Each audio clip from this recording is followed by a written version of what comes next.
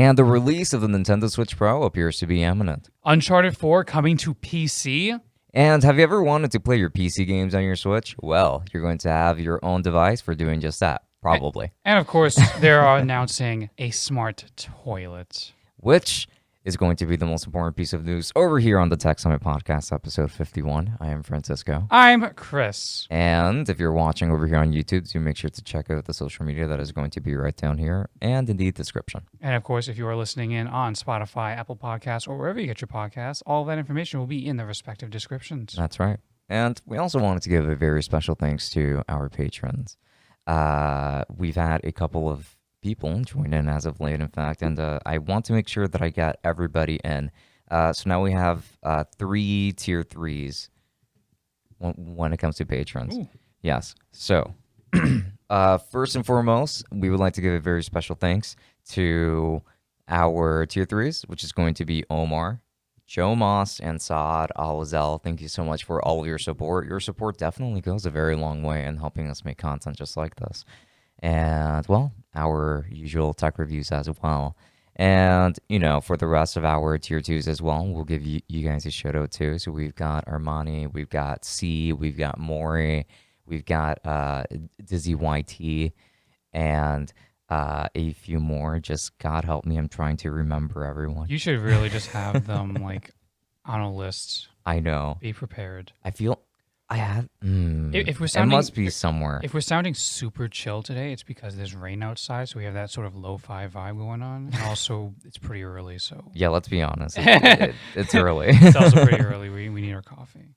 Yeah, we do. You're on cup number 2, aren't you? No.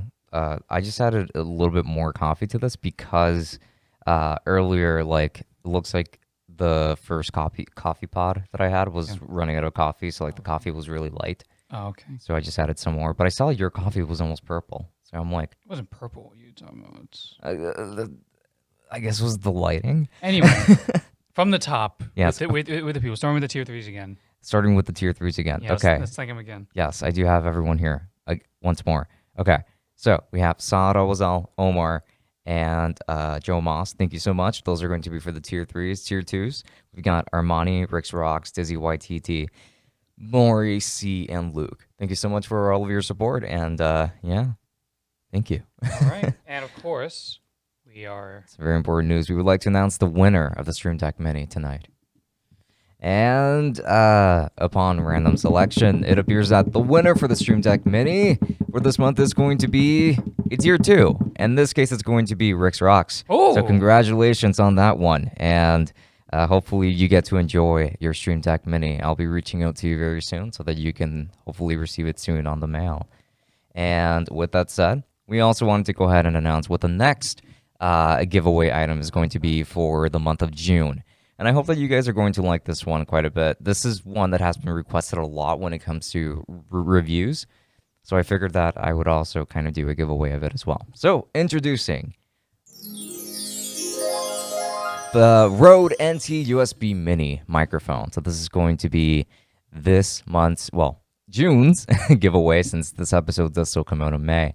However, this has been a microphone that has been highly requested for review, so I figured that a lot of you might be interested in getting one of these. And if you would like to participate in the giveaway to win one, then all that you have to do is just follow the link to the Patreon down in the description of whatever platform you're using to watch or listen. Of course, that's right. And of course, if you are subscribed to the Patreon, you also get a bonus uncensored episode of the podcast where we say bad words. Indeed. And tier tier 3s. Things. Yeah. Tier 3s also get early access videos to reviews. Early access to reviews. Yes. I meant to say. It's early. It's early. Again. It is early. Yeah. But yeah. So thank you so much for all of your support. And now let's get on to the news. Tell me. So. AMC. I don't know if you've actually been paying attention whatsoever to any stocks. I heard that it doubled. No. No? No. Somebody had mentioned that it went up by 104% at some point. 108. 108. Okay, so it does sound like it doubled. I guess I was thinking more in my own personal margins because for my own personal margins it tripled. But Whoa! Wow. Okay. So AMC had a very exciting week. It started the week off at around $12, $13, which already was kind of high for AMC's performance over the last few months, where it usually hovered around $9, before reaching as high as $35 yesterday morning. That's insane. It did drop down from that before finishing yesterday at $25.64. But wow, so like it stayed at that double rate. However, it stood at that rate. It almost tripled. That's actually pretty crazy. And I think it's $35. That $35 opening was not just the highest point, or excuse me, $36.72 is the peak listed here on Robinhood at least. $36.72. Not only is that the highest that it has been this past year, like higher than it was in January when the big squeeze was going on. Not only is it higher than that, that is the highest it's been in the last 5 years. So, even back before uncertain events happened, even before all of that happened, AMC had been on a downward trend for the last couple of years.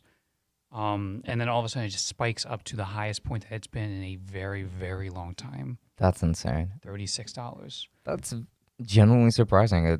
It does remind me a lot, obviously, of what happened to GameStop, how it was like extremely low and then it just skyrocketed, and it has stayed at a pretty high value. GameStop also had its week. GameStop had a 25.81% increase this past week, starting the week off at around 180, which on itself was already higher from the week before. Yeah, but average in comparison to what we have been seeing for like a little while, maybe like the last month or so. It's usually been around the 150, 160 mark. So even 180 is a pretty decent increase. Gotcha. Before peaking again yesterday at opening at around, we'll say, I'm trying to pinpoint exactly, 263.45. That's quite the increase. Again, that's quite the boost. Again, it took a nosedive throughout the day yesterday. Like it's big upward trends throughout the week for both of these stocks ended yesterday. As they went kind of down. AMC didn't take too big of a hit. GameStop, on the other hand, lost $33 and ended up at $220.75 to end the day. But nevertheless, these are pretty big increases for both of these stocks. These big meme stocks that everyone keeps trying to like will to happen. You still have the people out there, again, the death cult that's like, oh, infinite squeeze is going to happen. Hedgies are screwed. So the fact that we saw big increases like this was actually a really big deal. And it was a very nice deal for me because it is the end of the month. And so I sold. Nice. Or I sold most of it. I sold 8.74 of my 9.74 shares of GameStop. And I sold 40 of my 45 AMC shares. So I still have 1 GameStop and 5 AMC just in case something continues to happen, so you don't miss the boat. Yeah. Especially because with GameStop, again, they keep talking about infinite squeeze, $100,000 per share, whatever. If that somehow did happen, 1 share is enough to work with, I think. I would expect Bitcoin to get there first before GameStop did, because GameStop is way honestly too far from that. Yeah. Yeah, but if they're talking about when they say infinite squeeze and stuff like that, the idea is like in the span of like 10 minutes, it just goes straight. Like it doesn't. It's not this. It's not this. It's just this. Just one straight line. Just a straight line. Like that's their idea of the infinite squeeze. Even though I will say when it comes to cryptocurrency, both Dogecoin and Bitcoin have been performing pretty badly this past week. I heard. Yeah, things have been going bad. I'm definitely at a loss with Dogecoin now. Quite a hefty loss, but pretty significant gains for AMC, the other AMC and GameStop. I'm not going to say on podcast how much I got. Yeah, but as long as nice. they all know that went well. I would say, yeah. I said on the podcast I was going to sell at the end of the month. This is the end of the month more or less because the 31st is Memorial Day, and so therefore the markets are closed. Yeah. So yeah, I mean, like I guess you could say that it is the end of the month for stocks in general. So. It basically is. Yeah. And I didn't want to chance whatever happens on Tuesday. I feel like Tuesday we're going to see some pretty big dips for both of them, but fair enough. I could be wrong. it could go up, and in which case, cool. I still have a couple of I have a little bit of skin in the game still, but nevertheless, that's been a bit of a thing there. I think you're good there, and I'm happy to hear that you ended up selling there. That's for sure. Basically, and otherwise, stocks have just been kind of doing their own thing a little bit. Not nothing too major, but just wanted to note that a little bit because it is a big deal. I know I'm underselling it right now with the tone, but it actually is a big deal that this happened, and I'm pretty happy that I had the mind to actually just sell it instead of like paper hand it again, diamond hand it. Hold the bag, yeah. Diamond hand it, hold the bag, whatever you want to use. Yeah. But that is going to conclude today's stock scoop. Stock scoop. Yes. And now let's move on to the actual news that we promised you guys. However, keep an eye on the stocks, probably, if it interests you. So, Nintendo Switch Pro. This is something that we have actually covered on the podcast some time ago. We talked about rumors. We even talked about how, based off of just how badly things were going in terms of stock regarding semiconductors and the rate at which GPUs are being built or more PlayStations and Xboxes are being brought in for sale. Things were looking pretty grim. And in fact, we had seen a lot of headlines that kept perpetuating the idea that, we likely would not see any kind of normalization, or certain products you probably wouldn't even see this year at all.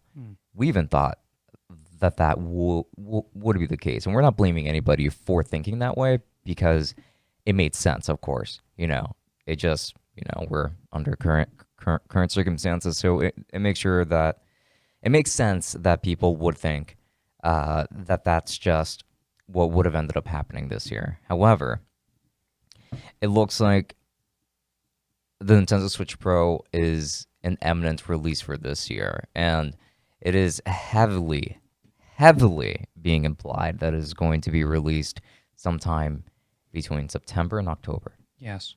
Now, did they say Switch Pro? Because I feel like I saw like a headline about this, and all they said was just the new Switch. They didn't really say Switch Pro. I would not be surprised at all if they ended up calling it the new Nintendo Switch. Because like that has been their moniker. Would they even give it a new name entirely? It sounds like because what little bit that I saw is that it's going to replace the current 2009. Oh, buddy. Have you been like scalping your own Switches and I just don't know about it? No. Yeah, but like what I saw is that it might be replacing the current $300 model, in which case, like, this is not the first time that they've done that. Remember, they already replaced the original Switch with one that had like a better battery life. And, yeah. And they may have done that also with a 3DS XL, if I'm not mistaken. Like, I think they did just stop selling the 3DS to sell the new 3DS XL. Yeah. Even then, though, there was still there was a name to it, like a new 3DS or 3DS XL. Like there's, with the Switch, when they came out with the new Switch model, they didn't give a new name to it. They were just like low hash rate Nintendo Switch. Crypto miners cannot use. Yeah. This one's not for crypto mining, but it'll save your own battery life.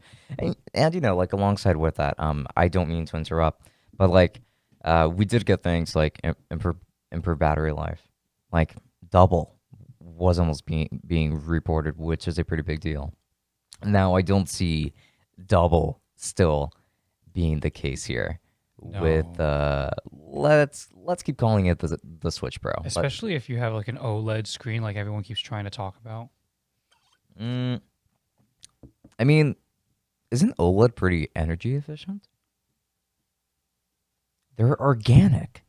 It's organic LEDs. It's also very bright. Yeah, beautiful. It's extremely bright. It's also very dark when you take into account just how dark the blacks can get. Yeah. I saw like a screen-by-screen comparison. Well, no, actually, it's not OLED, but it's more mini LED with the new iPad Pro models between the 11-inch and the 12.9-inch. And the 12.9-inch just looks insane when it comes to like how dark the blacks can get and color clarity. It's almost making me tempted to actually buy one, which not a good idea. Is money. I mean, I sure will be, especially if certain trips are going to be taking place. I'm going to need to do work while we're traveling. Ooh, yes. And I'm going to need a machine that can handle said work. Of course, yes. Honestly, I should probably have one for that too. Anyway. Yeah. Find out more on a bonus episode eventually, I guess.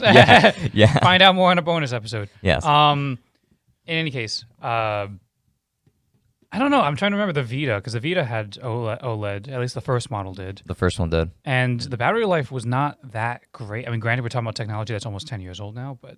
I disagree with you, actually. Really? Yeah. I think that, like, the Vita had, in my opinion, what no other handheld has ever had. And it's just, like, amazing standby performance. Like, it was really good at saving energy when you weren't necessarily using it, like when you just had it in like sleep mode. Well, yeah, it would last weeks. Oh yeah, no, yeah, which was insane. Yeah, but that doesn't really help the argument because that's when the screen is not working. So even then, I remember that I would just play Persona 4 Golden for hours, and that was just fun. Now, granted, it is most likely not the most graphically intensive game on it, but still, like it. You know, like the screen is active during that time. Right. We're still playing a game. So, you know, like I always thought the battery life for the Vita was pretty damn good for what it was. So I'm surprised to hear that you didn't think so, considering that you and I had the same model. I don't know. It's, I guess maybe I was spoiled by certain other like devices, like say for example the original DS. I remember having decent battery life. That's pretty good, yeah. DS, DSi. Mm-hmm. Game Boy Advance SP had really good battery life, from what I remember at least. And it was rechargeable too, which really rechargeable. You know, revolutionary for the time. So it's like, I guess I got spoiled by that stuff. So when like the 3DS and the Vita come out and the battery lives are like significantly weaker, I'm just like, oh. Yeah. I don't know. I've had many experiences where my Vita dies on me while I'm in the middle of a trip. Like I'm trying to get home and squeeze in that final little bit of like Freedom Wars or whatever, and then it just goes blank. Do you ever use the touchpad on it? Like not the touch screen, but the touchpad. The rear touchpad? Yeah. For games that actually use it, like Tearaway, sure. Tearaway is the only example that people bring up when it comes to the touchpad. I think it speaks volumes about. I'm trying to remember other games that used it. I think the Resistance game used it, but like. Nobody really played that or cared for it. I mean, nobody owned the Vita anyway, right? FPS games on the Vita sort of began and ended with Killzone, to my understanding. There was also an Uncharted game, I think. First-person shooters, I mean. Oh. Yeah, Uncharted is, adventure, action, third-person, whatever. Yeah. But like when it comes to... There was also like a Call of Duty game. I know that one was first-person too. Yeah, but it was bad, so that's why I'm not noticing. Like, like... The one FPS game that people actually liked on the Vita was Killzone. That's it. Fair. To the point where I think up until recently, you had people still playing it online, and it's like, wow, really? And I think it still has a cult following, then, huh? I'm trying to remember if they shut down the servers or if they were going to shut them down with the store shut down, which obviously happened. Yeah. Or what if they did shut it down and then they were like, "Hey, good news, we're not doing that anymore." In any case, that was the Vita.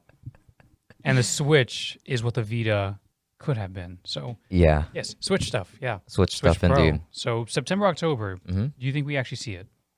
I think so, because everyone is talking about it at this point, and like the rumors just seem too good to be untrue. Now, do you think we now like out of all the rumors and features, stuff like that, which ones do you think actually are going to be true, and which ones like do you believe are bogus? I feel like the OLED screen isn't going to end up happening. Like, just because, I don't know. Like, I feel like they've kind of been moving away from OLED a bit. Like, sure, I can see, like, an upgraded IPS display, But, I mean, like, if we ended up seeing OLED, I would be very happy, obviously, because OLED looks incredible. The screen on the Vita hasn't aged today. It's the interface that has aged many decades. Yeah.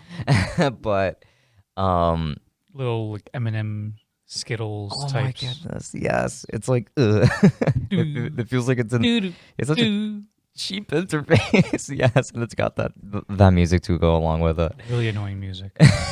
Yeah. Oh, sorry.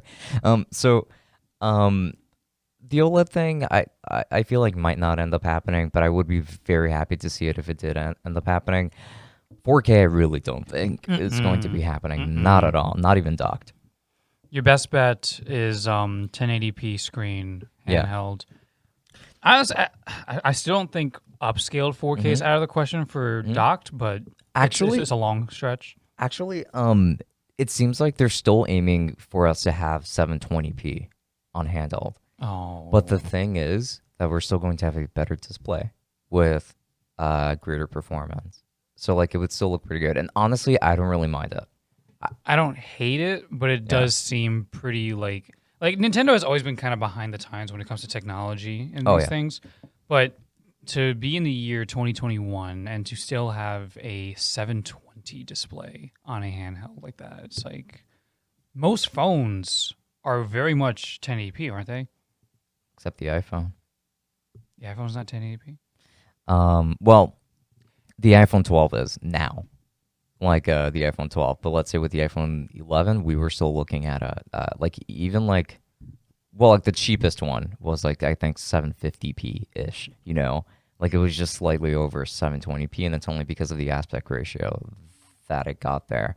Why? So because Apple, so you see, like while these displays are lower resolution, they still look really good.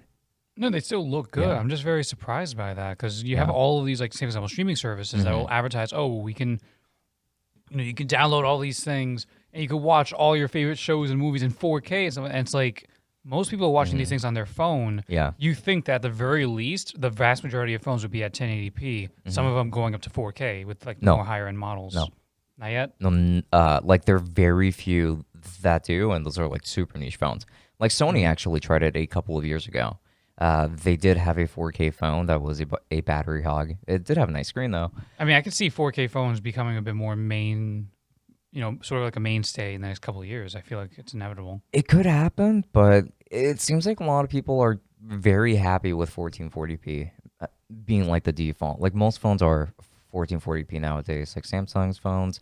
The Google Pixel XLs are 1440p, obviously like the tinier ones, you know, as plebeians have to deal with 1080p. But yeah, like most people do seem to be pretty happy with 1440p because like the thing is the resolution almost doesn't really matter that much as long as it is still good enough to look sharp on a smaller display. A 720p TV is going to look noticeably worse than a 1080p TV, and it's because of the screen size. However, let's say, like when it comes to the Switch, for instance, 720p looks pretty good, in my opinion, like to this day on something like that. And it is because, you know, like it's just like the size of a tiny tablet.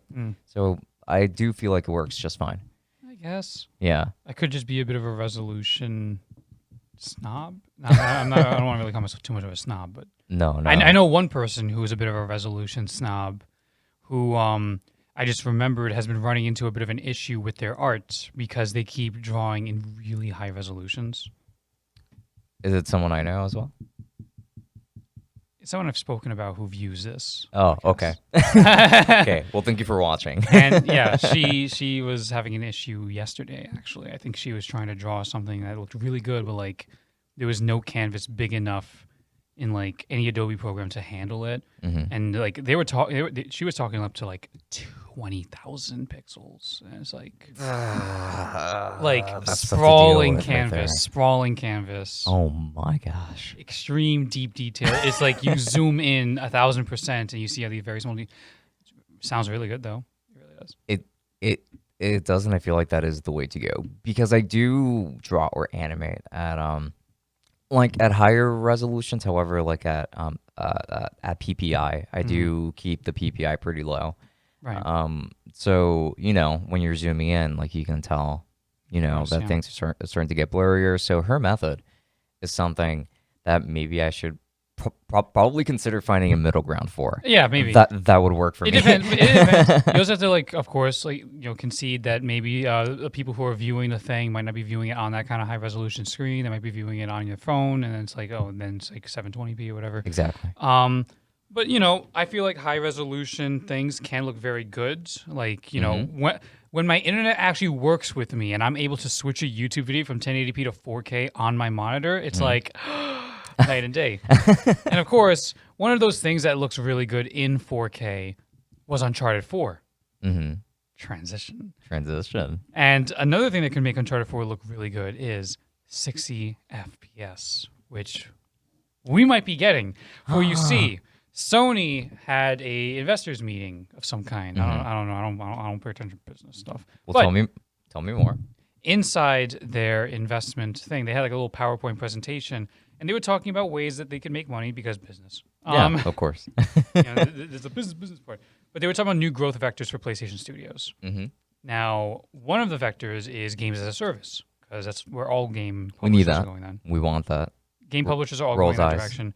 The things that they were specifically talking about in that little feature there is MLB The Show 21, which is the highest paying user spend of any sports title in the U.S. PlayStation Store, because, yeah, makes sense.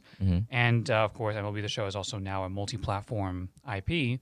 You know, it showed up on Xbox as of this year. It is basically guaranteed to be on the Switch and PC by next year's installment. Oh, wow. So, you know, you have all that. So they're working on games as a service. But one of the other big things that they were focusing on is off-console things and the growth that they can do by having games off-console. Of course, they've put out, you know, Horizon Zero Dawn on PC.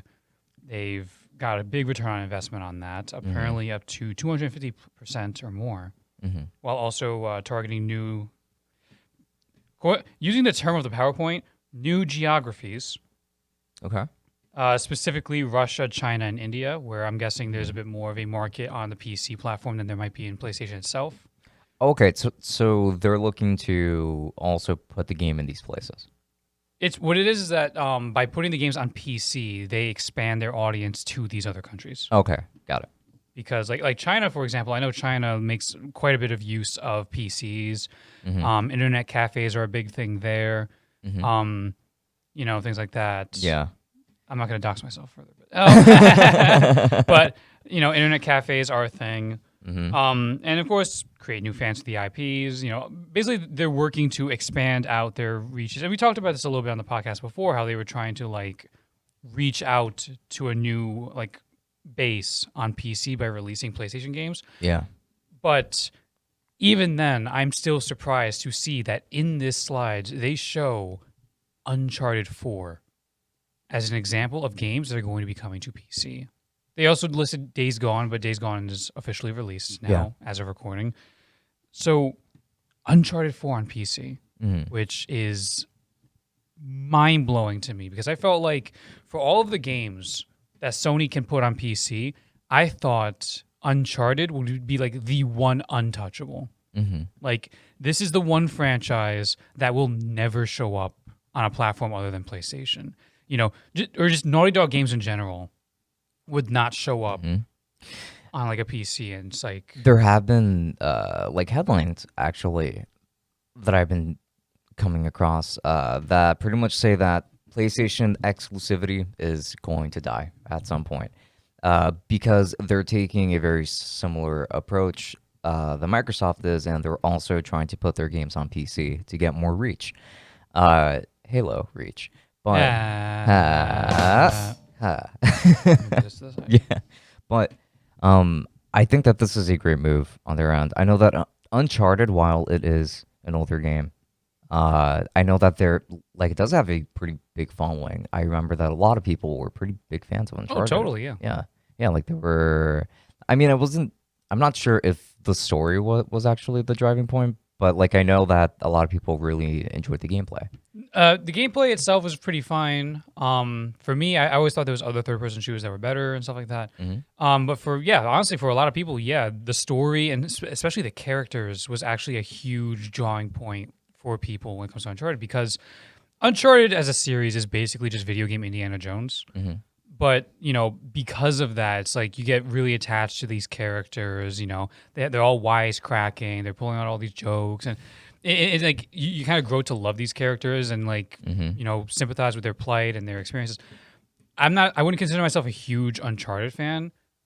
You know, I played all the games. I wouldn't consider myself a huge Uncharted fan. But Uncharted 4 in particular was actually, like, really engaging on a storyline standpoint. Okay. So, and I will also, I guess, slightly, kind of a hot take, kind of not. But even though Uncharted 4 is going to be almost 5 years old now, actually I think it might be 5 years old. It was 2016, right? 2016. Yeah, it was 2016. Yeah, that would be 5 years ago. Yeah. I was trying to remember if it was a 2016 title. It is, because I remember it was between Uncharted 4 and Overwatch for all the Game of the Year awards that year. Oh yeah, Overwatch did take the world by storm around that time. And Overwatch, I believe, as of this past week or so, has now turned 5 years old. Happy birthday. Still play it. But in any case, Uncharted 4, in my opinion, is one of the best looking games out there on the market. Like, period. Graphically speaking, yeah. Really, period. Yeah. The best looking games. One of the best looking games. Okay, we're going to have to take a look at this at some point. Like do some side by side. Like the only games I can think of, graphically speaking, that are, let me note, graphically speaking, not necessarily art style. Because of course, there's plenty of games out there that look really good because of like cell shading or things like that. And of course, those games are going to age a lot better. Yeah. But graphically speaking, the only two games I can think of off the top of my head that might look better than Uncharted 4 are Red Dead Redemption 2 and Naughty Dog's own Last of Us Part 2, which of course makes sense. Yeah, that game does look really nice. So if you look at the foliage, the grass. Yeah, exactly. So and like the skin on people, it does look really good. On a base PS4, I was constantly wowed by how Uncharted 4 looked. So imagine being able to like, first off, there's probably going to be enhancements to it. And then to be able to have it at full 60 frames per second instead of the tied to 30 that it is on PS4. As a shooting game, it should be at 60, I think. So I feel like Uncharted has to see it like that. I feel like Uncharted has always been very like forgiving and being able to sort of accommodate the lower frame rate because at least on console, there's always been like a significant sort of aim assist of sorts. They won't have to be limited anymore, though. Yeah, no, they're making that move over to PC. On PC, there's definitely going to be an option to turn the aim assist off anyway. Yeah, because if you're aiming with keyboard and mouse, they almost never let over that. But I do wish that a lot more publishers, some more publishers, I should say, would also take that approach of being like, oh, okay, well, we're going to port our game to PC. Well, let's make it 68 FPS. It has to be. I feel like the only studios that don't really do that are Japanese studios, and that's because they're very like conservative behind the times with that stuff. Atlas. They don't care about PC. Atlas with SMT3 Nocturne. I want to hear about that one later. Okay, no problem. But what's it called? It's a bonus episode? Yeah, that's what I'm thinking. Okay. But in any case, so now you said that PlayStation exclusivity dies entirely. I don't think so. Like, I feel like I don't think so either. I feel like the strategy for, like, say for example, Horizon Zero Dawn coming up on PC was specifically to get fans into the franchise and then say, okay, you want to play the sequel? Now you got to buy a PS5. Like, I don't see Forbidden West coming onto PC until they announce Horizon 3. I agree with you. Or, well, I can see it arriving sooner than that. Right? Yeah. I mean, assuming that there is even going to be a Horizon 3. Which I could see happening. Uncharted, I feel like Uncharted as a series is mostly done, so it makes sense to just throw that out there. Yeah, just like make it remaster and like test that. It is kind of weird that they're mentioning Uncharted 4, but they don't mention the Nathan Drake collection. You think for PC fans you would put all of them on there, but that's probably pending. Just dangling the carrot over people. It's probably pending. I doubt they're gonna have everybody start with 4. Like, you can't start with 4. So you have to play through the entire quadrilogy? Tetralogy, I believe, is the term. Tetralogy. Okay. You do have to play the entire thing? I would strongly recommend it, if only because Uncharted 4 is built specifically to finish Nathan Drake's story. Okay. So it's like, because you do need the so it's like, again, a lot of that emotional weight and that kind of stuff. Like, you could play Uncharted 4 without playing the other ones just fine. You could have a blast, but it really helps to have played the other ones and, like, again, get attached to this character and all the people around him and all that stuff. Fair enough. And of course, you have other talks of, you always, whenever Sony mentions these kind of things, you always have speculation as to what else could be coming there. God of War has constantly been rumored of coming to PC. I would really like to see Spider-Man show up. Spider-Man deserves to be on PC. And of course, naturally, every single time there's a new thing, everyone always asks, Where's Bloodborne? I want Bloodborne on PC. Do you have an answer? Huh? Do you have an answer? No, there's no answer as to. There's no confirmation. Tease me. There is no confirmation. No, it's more just. And it's always Redditors too, because of course Reddit. Yeah. It's always Redditors, with the exact stereotype that you imagine. That of course are like every other game is bad except for From Software game. I realize that I'm running very close to like pooping all over you because you're a big fan of From Software games. No, that's fine. That's fine. And I imagine you'd be super hyped about Bloodborne on PC. But I'm fine with that. I already have it on PS5 because it was offered as a free game. So. yeah, but does it have like 60 FPS on PS5? Though? Oh, I haven't even touched that game. Oh. Well, like that speaks volumes about how much time I've actually had in my hands to I have play it. those games. I have it. Haven't played it. Mm-hmm. Probably gonna play through Sekiro first. Fair enough. I liked what I played of Sekiro, so. Ghost of Tsushima is also another game that people certainly recommend. Oh, we could see that coming to PC eventually too. I don't see why not. A game like that at 60 FPS would be very pretty. It would be quite lovely, yes. Yeah. Though I think the PS5 could certainly run it at 60 FPS as well. Oh yeah, I feel like it's a given that if any of these games are coming to PC, that there will be like a 60 FPS patch for PS5. Okay. I feel like it's almost given, but yeah, let's see it. like they're definitely not gonna like. Mm-hmm. They're not gonna have PC usurp their own platform. Right. But Yeah. I have to agree with you. I've also got some gaming news. The PS5 might be curious, still needs its exclusive. Yeah, that's for sure. And well, I mean, maybe you're not too curious because we did kind of hint at it earlier on the intro, but essentially, Valve is doing what I've been wanting them to do for a very long time, and it looks like they are working on a portable system for you to be able to play Steam games on it. really, Yeah, so it's almost like a portable Steam machine. You remember those? or like an NVIDIA Shield, Or the original NVIDIA Shields. or the one like with the flip-up controller? Yes. That one. Yeah, that one was gnarly. I don't think I would get one of those. It still interests me, but I get it. Yeah. Yeah. And So tell me about it. this is very exciting for a variety of reasons. So there are devices already that exist on the market that do let you play PC games Okay. on the go. Like there are actually some that are designed after the 3DS. Like you open it up and inside there's actually a keyboard. And there's after like 2 thumbsticks, you know, like you got all of your buttons. It's got like a display connection on top, but it looks like a 3DS. Yes. But those have been known, you know, to not perform all that well. And they're pretty expensive as well. I think that they're the GDP something. Well, the company, I think, is GDP. So then I saw actually very recently from a YouTuber, Jake Baldino, which I'm sure you know from GameRanks. But Well, the name sounds familiar. yeah. Well, he has his own channel. And he has a device in hand that is powered by an AMD CPU that looks a lot like a Switch. Obviously, it doesn't have like detachable buttons or anything like that, but the screen is pretty big. And he was playing Cyberpunk on it. Oh. Yeah. And it wasn't being streamed, at least from what I can tell. So the fact that a portable, like a handle machine like that can handle playing Cyberpunk like that is very impressive. What was the frame rate? The frame rate?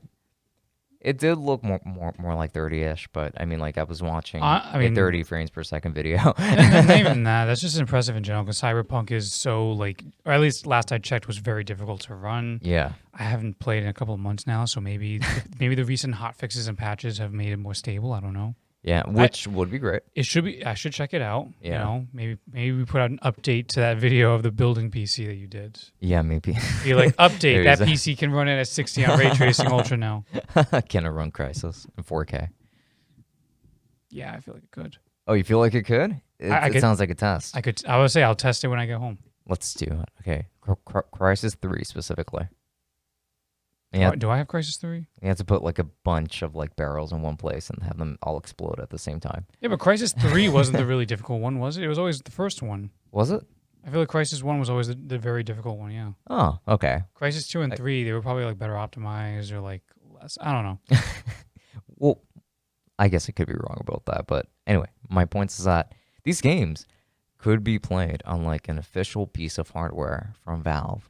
Because all of these projects that we have been seeing where you can play PC games on the go, these have all been indie projects. Like these haven't been really first-party products. So it is exciting to see that Valve is like now thinking, hey, let's get back into doing more hardware. I mean, they did release the Valve Index. So like it's not like they ever really quit doing hardware, even though it kind of seemed that way when they discontinued the Steam Link and the Steam controller and things like that. Everyone was like panicking. I'm gonna get to that, but yes. Yeah. So it is exciting to see that they would be working on something like this. It would not be cheap, obviously. No. Like, don't expect it to cost as much as a Switch. Like, a device like this, what do you think is a reasonable price point? What is the reasonable price point, and what is the expected price point? I think it's reasonable for them to charge $500. Okay. Expected? Starting price $700. Really? For something like this, yeah. I really don't expect it to be cheap. I expect it to be priced pretty similarly to a lot of those. I'm actually surprised that you go with that. Why? It's actually lower than I thought. Really?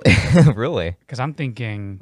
I guess I'm being a little bit conservative. I was going to say because I'm thinking if it can run things like Cyberpunk at a stable frame rate of 30 FPS, assuming like on medium high or whatever, I'm thinking the reasonable quote unquote price would be 800. 800. Oh my god! And that the expected would be over 1,000. Because you're talking about a portable PC here. I am. And from Valve, who charges an arm and a leg for the Index because it is the cutting edge of VR tech. Yeah. And they're going to be having like cutting edge handheld PC gaming tech. Yeah, like sharp corners to the edges. I mean, a device like that would be outstanding. I would love to be able to play my PC games on the go like that. But can we afford it? It would help me like clear out my backlog for sure. But yeah, can you afford it? Not really. This is a device that I feel like I wouldn't even be able to bring in for review if it ended up coming into fruition, because I do think that it is going to end up being pretty expensive. Like even 500 is a lot to ask for. Yeah, no, it's in that regard. It's a lot, but considering what it can possibly do, I don't know. It's really rough because like there's not that many PC exclusive titles, and usually if you buy a game on PC, it's because you want to have like the maximum graphic settings. And then this device is certainly not going to have like maximum settings for most of these games. Like there's no way you're going to have a portable device that's going to be able to play Cyberpunk ultra ray tracing maxed out on psycho mode, 60 FPS. You burn your hands off. You'll burn your hands off doing that. And I just don't know how you take a device like this on the go and play actual PC exclusive games, like say, for example, Total War, Civilization. Well, Civilization's available on other platforms, but like Total War, for example. Yeah. Like those strategy games where it's like you need like the keyboard and mouse set up specifically. Like, I don't know how you really deal with that. Well, you wouldn't, is my guess. I feel like, there are going to be some compromises where like if it's a game that really heavily depends on requiring like a keyboard and mouse, it's probably not going to be very playable. I was gonna say that I feel like all the games that you'd be able to play on this have to have controller support. Yes, and now it is a good thing that most games do, or at the very least, like they have partial controller support, where like you can still map things to like a regular controller and things like that. My favorite ones are when like it's a game that's coming out on PC, but then the game itself will be like, "Nah, bro, get a controller." Like they're admitting up front, we know we had to put this on PC, but our keyboard and mouse controls really suck. So like, please use a control. Like, a lot of turn-based games are like that. There's some turn-based games that are like that. Yeah, like you're not gonna play Persona with the keyboard and mouse. Hades is actually like that. Because I've been playing Hades a bit more this past week. Yeah, and when you boot up Hades, the title screen for Hades straight up says controller strongly recommended. Not surprised at all. I mean, it's a great game on controller. I cannot really imagine playing it on keyboard and mouse and having that good of a time with it. But Fighting games, Mortal Kombat, Dragon Ball Fighters, don't even. Tekken. Yeah, you need a controller for that. For a lot of those, it's recommended to get a fight stick. Yeah. A full-on fight stick. Yeah, even so. Keyboard and mouse, I cannot imagine. Yeah. Yeah. I think back in the day of Skullgirls, Skullgirls is still alive, but yeah, it is. It's actually more alive than ever at this point because they're putting on new DLC. But I think there was a time where there was this one particular person in the community who was notable for playing Skullgirls with a keyboard, and like nobody knew how he was doing it just because like Skullgirls is not exactly an easy game to play, even on controller or fight stick, and to use keyboards. I mean, like you gotta make some things work for you sometimes. Yeah. If it helps at all. I remember when I first got into PC gaming, I played the entirety of Mortal Kombat 10 with a keyboard. No. I was like this, No. all cramped up and everything. No, you can't do that. Doing my fatalities with like. You cannot do that. No. I was trying to play. Obviously, we've done it in the test. I try to play Flight Simulator with keyboard. It's not recommended either. Yeah. Either use a controller or, of course, ideally you get like a full like flight stick. But like, yeah, that's expensive. So definitely controller for that. Brief tangent. Yeah. While looking for things for today's episode, there was some news about Flight Simulator, namely that, and the thing is, you remember when we were setting up the PC build for like running all those tests, and we all remember. Or I say we all, the two of us remember that Flight Simulator took by far the longest amount of time to install. Yeah. Because it was the biggest game by far. It was like 170 gigabytes. It's insane. Oh, Jesus Christ. That was And, such a big game. and you have the updates and it's making it bigger. Mm-hmm. But the most recent update for Flight Simulator manages to chop it down from 170 gigabytes to 82. That's insane. Honestly. That goes to show that game was just bloated with a bunch of it's stuff. It's not even bloated. No, it's not that it's bloated. Obviously, texture packs and stuff like that is going to be way more. What it is that the developers have found a way to compress those texture packs and things like that without compromising the detail, and that's outstanding. It is. That is ingenuity, and obvious joke incoming. They need to send that information to Activision and Infinity Ward immediately because Call of Duty game sizes have been out of control. Yeah, they've been pretty insane. I believe Modern Warfare is up to half a terabyte almost, depending on like what device you get it on. Jesus Christ, dude, half a terabyte. I think it's around that. Someone else is gonna have to confirm. I know for my brother on PC, Modern Warfare was easily taking over 200 gigabytes last I checked, and even then that was a while ago. But I remember it being a news report that like, depending on what model PS4 you had, it was like the only game you can actually have on there because of just how big it was. That's insane. Activision, you had to fix that really bad. It's like, I don't understand how it gets that big and you don't like compress something. Yeah, like that's why the physical copies only carry like a tiny portion of the game. It's pretty much like just the permissions of like, oh yeah, I guess you could download the game now, but the whole game is basically just a whole download. Because you certainly cannot fit half a terabyte inside of like an actual CD. Okay, maybe not half a terabyte. It was definitely, at least as of last August, it was already over 200 gigabytes, which for a lot of people, that in itself is too big for like a lot of things. It is still too big, yes. On a PS4, but it's not half a terabyte. It's not half a terabyte yet. I think it will eventually get there if they continue on this path, but yeah, like 200 gigs is still a lot for a game like Call of Duty. That's for sure. For a game like Call of Duty, especially with it constantly updating, especially if you include Warzone as a part of it. I don't see why you would have Modern Warfare and Cold War at the same time installed, but if you did, I feel like if you did have all three of those games installed, then you definitely have a terabyte. Yeah. Yeah, most certainly. But like Flight Simulator, which keep in mind, remember, uses like Bing data to like capture the entire globe and procedurally generate like entire globe. Like, there's your proof that Bing is great. The fact that it's smaller. The fact that it's smaller than that. Now, granted, it's not including certain texture packs, which can like increase higher textures for like certain world parts, which of course would increase the size. Yeah. And I guess like if you want to mod modern warfare, I know it was awful. But yeah, it's my morning joke. I guess to transition back to the original subject, Flight Simulator, man, it's a really big game, but they made it smaller. The only problem is you wouldn't be able to play it on this Steam. Actually, no, you could, because controller support, yeah. Yes, you could. Yeah, they would already have the buttons right there. So. Well, no, because you need an internet connection, I believe, to play it. So you wouldn't be able to really play it on the go. I mean, just play it on the couch, like this. Well, laying down, having fun. There might be an offline mode. There actually might be an offline mode. That might be a lot of downloading, though.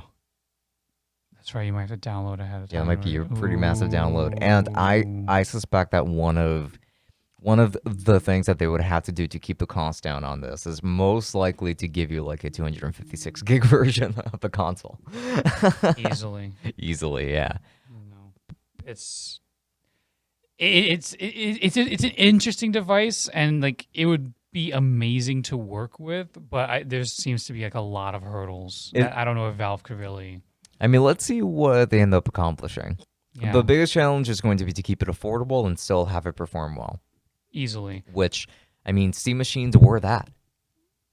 Were Steam machines really affordable? I don't know. Yeah, there were some that cost $500. Yeah, and then they didn't really perform that much better than like the consoles. Right. But the point is that you could still play those PC games now, unlike an actual piece of hardware.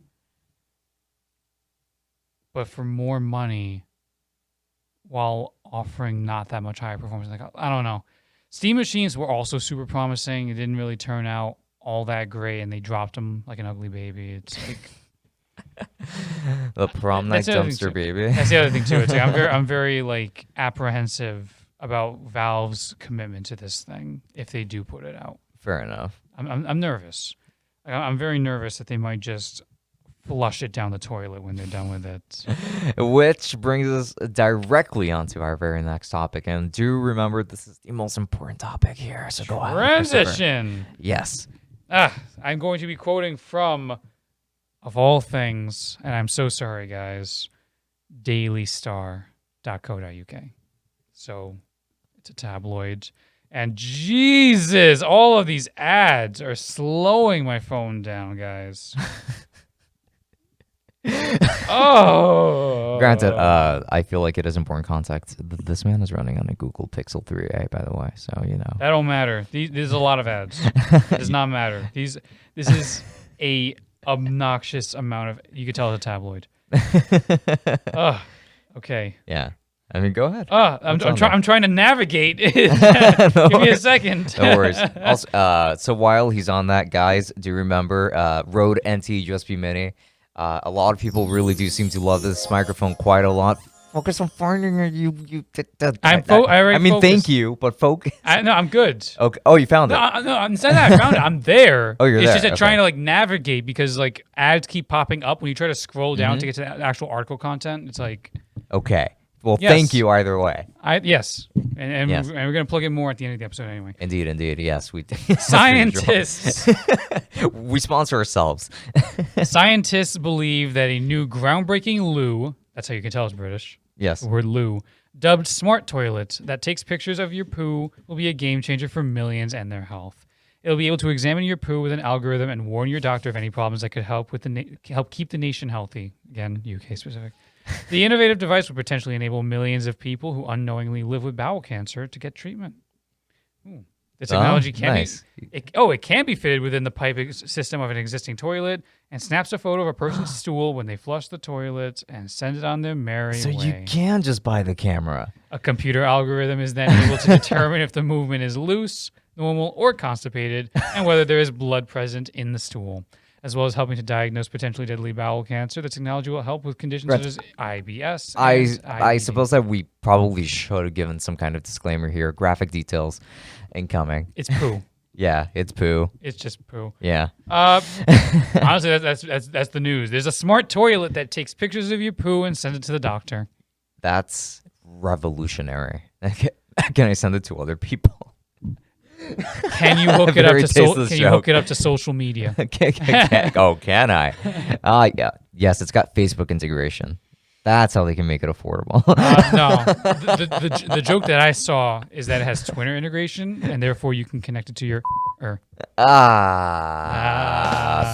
works really well. I feel like that would be like such a British joke. It's not a British joke in this instance, but really, because I feel like they do call it it was probably I know bleeper. it was probably an American that said that joke. Either way, fair enough. It's still better than what's usually on Twitter. Twitter bad. So yeah, that was a good one. Of course, this is just like a sort of natural angle to like the constant smartization of most of our devices. Yeah, we've had smart TVs, smart refrigerators. There was a Kickstarter many years ago for smart shoes and a smart suitcase. There are self-lacing shoes as well. Okay, but no, it was smart shoes in the sense of like you attach it to an app and it'll like keep track of your steps or your gait and all that stuff, and it's just like, why not just get a Fitbit or whatever? Yeah, because it does feel like that concept would just end up costing But naturally, the end conclusion, and I do think this does actually make more sense than a smart shoe, is a smart toilet that takes pictures of your poop. Yeah, I mean, obviously, like this is more of a niche product, like people that do have issues with this kind of thing. Would probably want something like this so that, during... I could actually see it becoming almost commonplace in like, say, 20, 30 years. What if I send like a poop pic to my doctor by accident? Like, no, seriously think about it. Seriously think about this. I'm having a hard time, but yes. Go ahead. Consider what happened this past year, the uncertain times that happened this past year, and the fact that a lot of people either weren't able to see their doctor in person or had to communicate with their doctor, remotely. Yeah. Devices like this would make that process a little bit easier because instead of having to like transport a stool sample from your house to them, which why would you want to carry that in like your purse or anything like that? Yeah. Or if to go to the doctor and present that as well, you can be able to like do that kind of stuff at home. Like so, 20, 30 years from now, I could totally see that being a thing. In the same way how you can have like mail-in blood samples or even like almost like Futurama-esque where you have like the little like tube system where you just like put it in there. It's like the mail goes in like that. And yeah. It's like, oh, I could see, Jesus. Not with a stool sample in that instance, but like say for example, blood samples or whatever. Like there was a sewer system, it would just like, or like, or it could be like like a sort of remote thing where you like you test your blood and you put it on there, and like takes data there and then transports that, like sends that data electronically to the doctor. Like I could totally see these things becoming more of a thing in the next coming decades, just because there's a lot of people who, in times like this, or just in general, because they may be like incapacitated or elderly, whatever it may be, they might not be able to actually transport to the doctor on a regular basis for things like that. Yeah, I can understand that. Like from a medical perspective, it does make sense.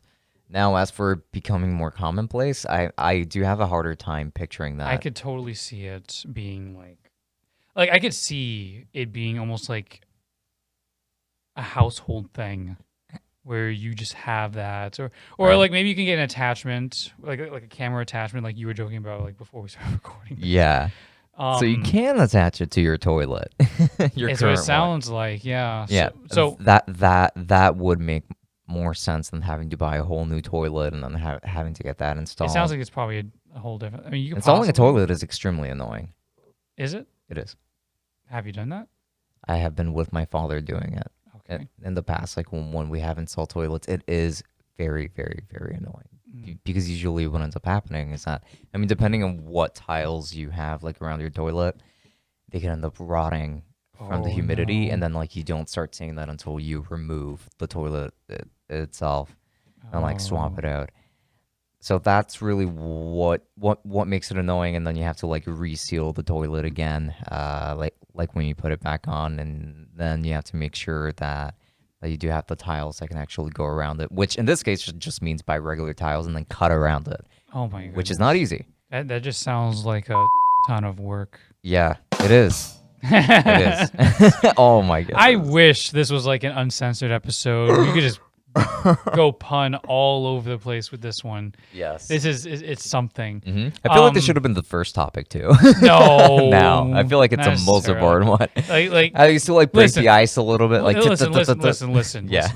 You consume the actual content, and naturally at the very end, You excavate. Dog. Thank you for watching this episode. It's a good tail end. It's just a nice way to end things out on. You flush out the system, and thank you for watching this episode. No, we're not. I'm not done yet.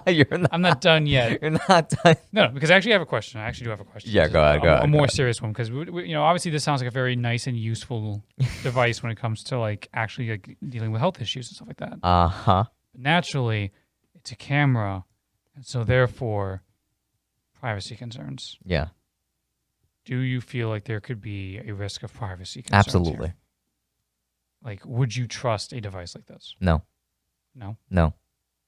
It's Totally not, especially if it's taking the pictures automatically. Like, what if it catches a picture of me, just like standing up, or it just so happens to be a wide-angle camera. It's like, where is the camera pointed? Yeah. Is the camera hackable? I mean, it's in a network, so naturally it's going to be. Like, yeah. Like even if it's attached to, like, say for example, a specific hospital, like a hospital servers, if the hospital server get hacked, the hacker gets, medical data, medical records, insurance data, which of course is the bigger thing, but they also get your poop pics. So. Yeah. Yeah, your poop pics. I just imagine, like, I'm sure that you've seen this on TV, but there's always like this one like security guard who's like in this dark room with like a bunch of monitors, and they're just like seeing everything. Like, what if those are some of those monitors? Oh no, that'd be a pretty thing to do. It would be, yeah. I would even argue that it would have pissed me off if I found out. I'll give you that one too. Yeah. Even though it doesn't seem like the device is specifically focused. Obviously, you can't just look at urine and like get any data from that. Like that one actually has to go through like toxology devices, I think. But stool can be inspected like by eye. Stool can be inspected by eye. Yeah, I'm going to use a medical term in this case. Sure. Excrement, stool. Imagine though, like being the doctor and you're getting like all those things in like your inbox, like. That's I'm trying to find a way to tie junk mail into that's quite a bit of a mail, I guess. That doesn't really work. Yeah. I mean, crap. Imagine that. That's a good one. I realize that's not we could say that word here. Yeah. Yeah. It's a crap ton of mail. Yeah. Yeah, there you go. We discovered it near the end of the episode. We've discovered, yeah. We could have done it. Crap. More updates on this in the future, of course. Yeah. But yeah, version 2. Smart toilet. I feel like there's other devices that a smart toilet can do. Maybe regulate the temperature of your poo and like or like an infrared sensor that like detects at like the speed at which it drops. Or like it inspects the poo and is like, you need more fiber in your diet. It's like, it just like sends it to your phone or your Apple Watch, and you just get to see it there. Wasn't there like a show or movie that actually joked about that? Not that I know. Could it have been like Adam Sandler's Click? Where it was like going through a stool sample. It's like, if you do not fix your diet, you're gonna die. No idea. Sorry. I need to figure this out. Anything Adam Sandler, I would rather stay away from. I do not think that man is funny whatsoever. I feel like Click was one of like. I feel like for a lot of people, Click is like the last funny Adam Sandler movie. And of course he has his more serious roles now, but yeah. And I definitely recommend Uncut Gems. I probably won't watch it, to be honest, because it's Adam Sandler. I strongly recommend it. He's not funny. It's not funny. It's not a comedy. Okay, what is it? It's a thriller. Oh, is it really? Yeah, it's like one of those. It leaves you anxious. Okay. Because so much is going. No, it's a serious movie. It is a serious thriller. It's not a comedy. I dig it then. Like I can give that a watch. I am into thrillers myself. I would say strongly recommend Uncut Gems. I think it's still on Netflix. Strongly recommended. Okay. Yeah, it's not a crappy movie. It's a good one. Yes, indeed. Indeed. Like don't just like flush it off your wish list there. Exactly. List. Yeah. It's definitely something like actually like really look into. But yeah, smart toilets. Crap.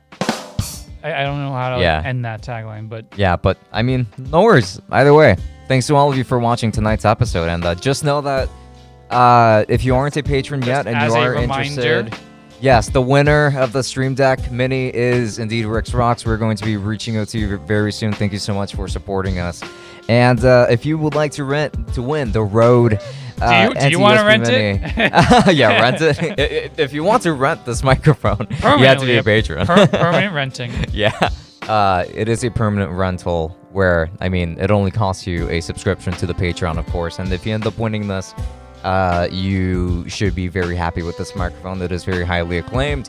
And who knows, like maybe at some point, I would actually like to be able to give away like an entire bundle. Of course. With like a microphone arm, a pop filter, and things Yes. like that. Of course. That won't be happening this month. But On yeah. the Patreon, you also get the bonus uncensored episodes where we can Yeah. say the other word for crap. Yeah. Social media will be at the Poo. bottom of the video if you are watching on YouTube. Yes, and if you're listening on other platforms, then do make sure to check out the description of those because they're going to be right there. But this has been Francisco. And Chris, Until next time, enjoy. good night. Travel well. Flush it well. Oh crap.